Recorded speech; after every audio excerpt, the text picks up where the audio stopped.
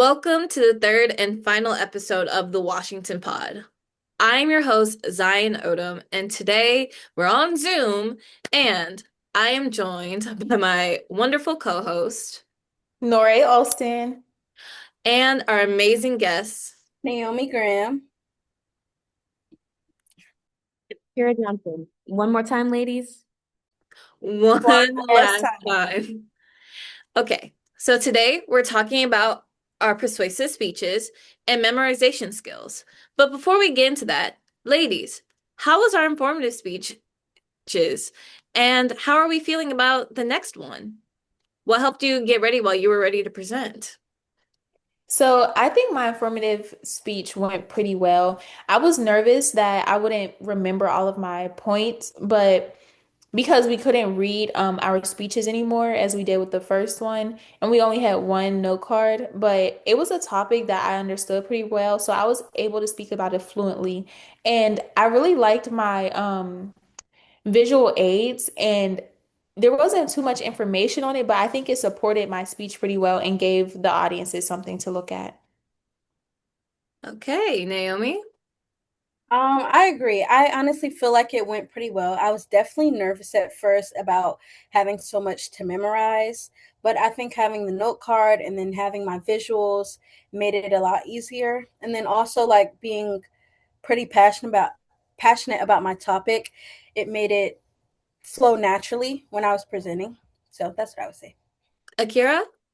Now that our informative speeches are officially done, I think a lot of us are feeling a mix of relief and pride. I know for me for sure.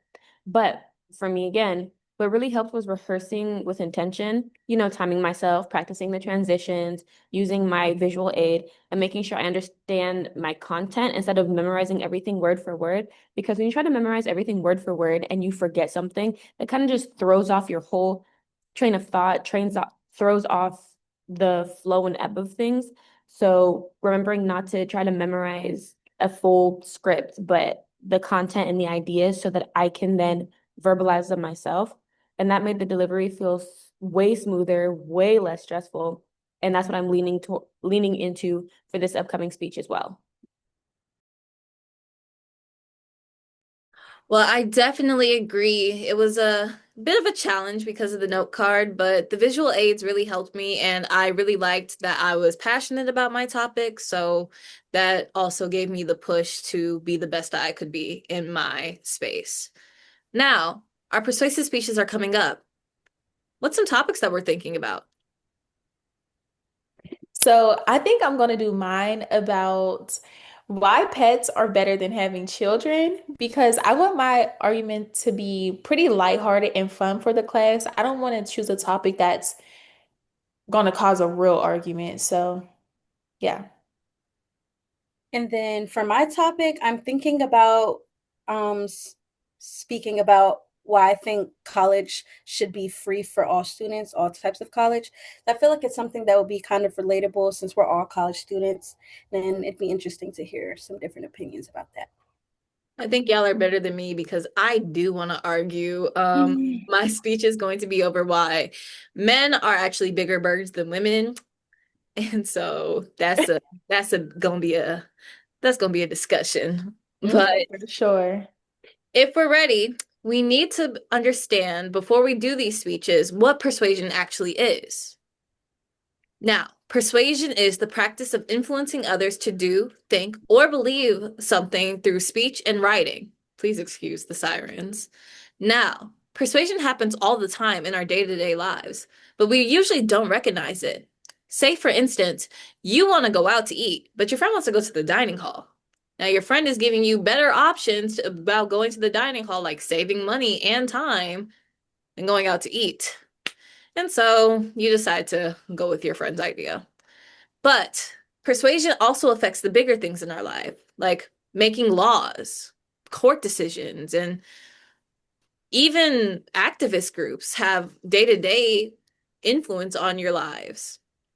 Now, please remember, when you're trying to persuade someone, there's an ethics to it.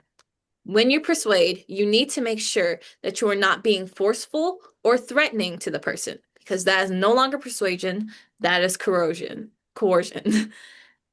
And always let people or the person that you're persuading remember that they have the power of choice, not the illusion. Because when they choose one side or the other, they need to know that they are in a safe space to make a conscious choice. Now, Akira, when it comes to making arguments, what can you really do? The word argument, they typically think of like a conflict. But in public speaking, an argument is simply a claim supported by reasons backed by evidence. That's it. Three moving parts working together. So let's break it down. First, we have the claim. This is your main point, the thing you want your audience to believe or understand. A strong claim is clear, specific, and debatable. Debatable. If everyone already agrees with it, it's not an argument, it's more like a weather report. Second is your reasons. Reasons answer the question, why should anybody believe you, or why should anybody care? They connect your claim to logic, values, or consequences. Think of reasons as the bridge between your idea and your audience's understanding. Third is evidence. This is where your argument gets its power. Evidence can be statistics, expert testimony, examples, or even lived experience. Especially in a space like Howard, where our stories matter, the key is that your evidence must be credible and clearly connected to the reason it supports. But here's the part where students often skip: explaining the connection. Don't assume your audience will automatically see how your evidence proves your point. Spell it out. Walk them through the logic. That's what transforms information into persuasion. And finally, every strong argument anticipates pushback. If you can acknowledge a counterargument and respond to it respectfully, you don't weaken your point. You actually strengthen your credibility. You show your audience that you've thought deeply, done your research, and aren't just talking loud out your neck, you know? So the next time you're crafting a speech, remember, claim, reasons, evidence, explanation, and a nod to the counterargument. Master those, and you're not just speaking, you're persuading. Okay. Naomi, did you have anything to add to that? Yes, so I'll also be giving you all a few pointers about organizing persuasive speeches. So first, I want to highlight to remember when persuading your audience, you want to use sound reasoning. So be intentional, clear, concise, and always keep it respectful. Regardless of if your topic is a bit conversational or can raise different opinions. And remember that your goal is to change a belief, an opinion, a perspective, an attitude, a value, or a behavior.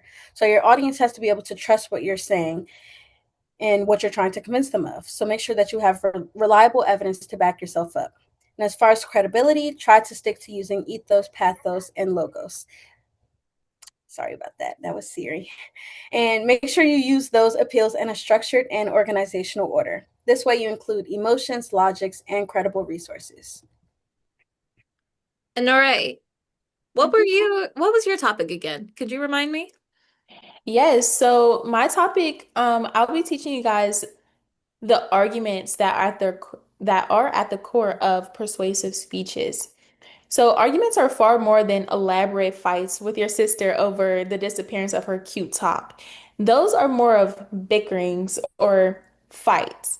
An argument is a negotiation between people which includes a claim, reason, and evidence supporting the claim. The evidence is what really shifts one's opinion and beliefs during an argument because a lot of people like to use logic when reasoning instead of involving their emotions.